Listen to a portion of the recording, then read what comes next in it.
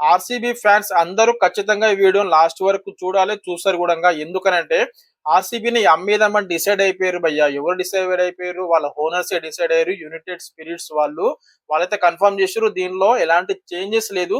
మరి ఆర్సీబీని ఎంతకు అమ్ముతున్నారంటే ఆల్మోస్ట్ గా $2 బిలియన్, అంటే మన ఇండియన్ కరెన్సీలో 17,000 crores.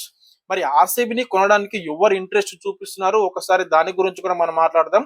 ఎవరెవరంటే Adar Poonawalla, and second one Jindal businessman, and third one Adani groups, and fourth famous businessman from Delhi అంట, and fifth and sixth private equity companies based in US.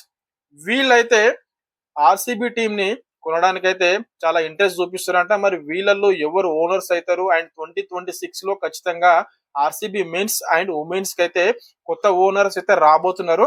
మరి last time RCB champions అయింది, అయినా గానీ మరి RCB owners ఆర్సీబీని ఎందుకు అమ్మేద్దామని అనుకుంటున్నారు? మరి last time జరిగిన స్టాంపీడ్ వల్లనా అని అనుకుంటాం మనం, కానీ అదైతే కాదు.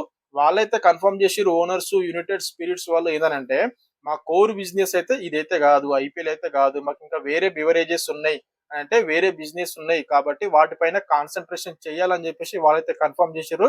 లాస్ట్ టైం జరిగిన స్టాంపేడ్ అయితే రీజన్ కాదు. మరి ఈ ఓనర్ చేంజెస్ వల్ల 2026 లో ఆర్సీబీకి ఏమైనా చేంజెస్ వస్తాయా?